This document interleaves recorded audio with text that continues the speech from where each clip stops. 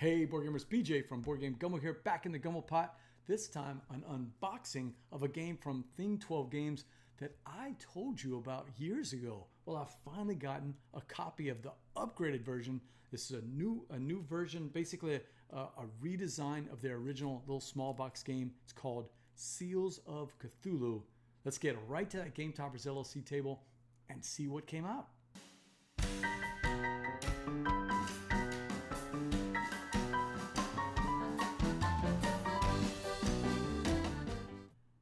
All right, a long time ago, I used to be on a show with my buddy Robert. We did crowd surfing. I did a section called Crowd Surfing Lanyap for the Dice Tower. And one of the original games I did was the SEALS of Cthulhu, this really cool two-player game where you were trying to go back and forth between the other player and connect cards together that would give you these special powers. But playing and losing and getting back and losing the cards was a really tricky puzzle, and it only took like 10 minutes to play. So I was lucky enough. The gang from Thing 12 Games sent me a copy of, what year is this? Yeah, 2018. Way back then whenever I did this. It was like 2017 when I did the video. But this is their latest version of that game. And it looks, I mean, I had it as just a little tiny box with some cards. This is the actual big box version of it. Oh, there's Namefather. Hey, Steve, what's up? I don't have Marvel Champions. Sorry about that, buddy. All right, Seals of Cthulhu. Let's see what's inside. Look, the game from Thing 12, they're always about theme.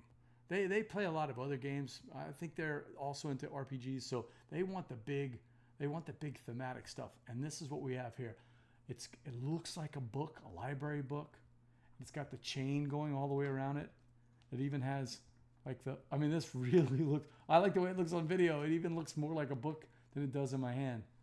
And so we're gonna slide this out, and the protector has the padlock on there.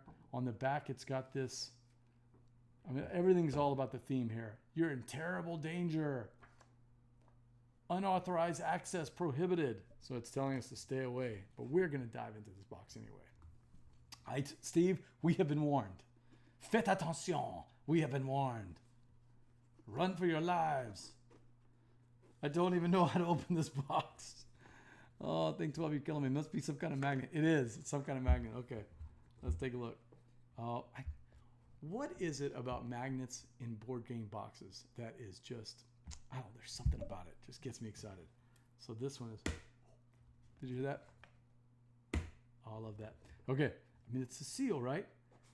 God, I almost don't want to open this up because you guys are going to miss out on this when you open. Everything looks burnt in here.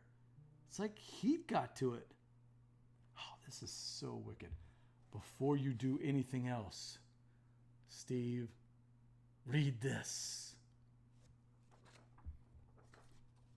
All right, I'm not going to spoil it for you guys, but this is a nice note from the former chief of the Special Defense Institute. Okay, Sean and these guys, they went really out of their way on this.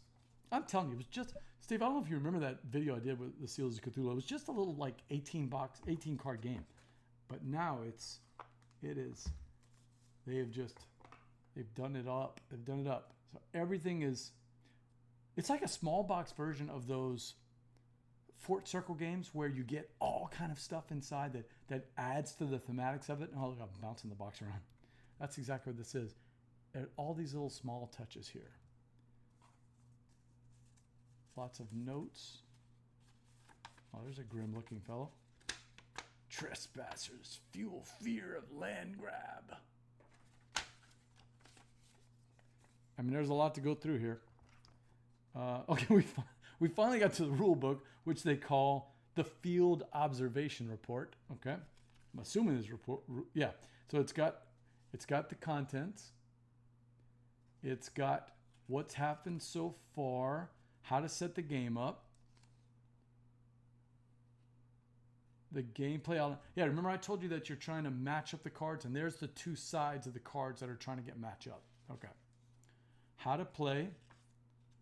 I like the little visual references right here to show you what the steps are that are happening and what happens when you complete the artifact. When you can get their card and your card matched up together, something happens. So you'll get some kind of cool power. For instance, the Necronomicon. If you control both halves face up, you can swap a face down card you control. And then after we take 5 turns, each person will still have 1 card left in their hand, and then we'll score them up. There's also, so this was not, at least I don't remember. There's a little lanyap here. We got some Elder God cards that'll kind of change things up. You can also become I kind of remember this part. You can become a different character with your faction, and then it'll give you some unique character abilities with it. Abby Jones or Gabriel Moretti, or even the Cultist, the Enforcer of Truth, or Blade in the Mist. This is designed by doesn't say who designed it. So Sean Epperson did all of the historical content. So got this nice big hefty bag, and I'm assuming this has the meeples that we're going to use. As I recall, and it's been a long time, 7 years since I played, the meeples were kind of the currency that you would use. You know, you're spinning meeples to do certain things. If you spin them, you got to work on getting them back. And then I guess that's going to be the player token there. And then the different meeples for both sides, the cultists are the investigators. Okay.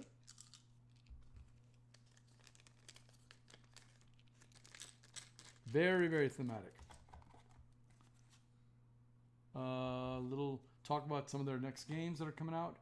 And then, of course, you're going to take a picture. Either if you're the winner as the cultist or you're the winner as the investigator.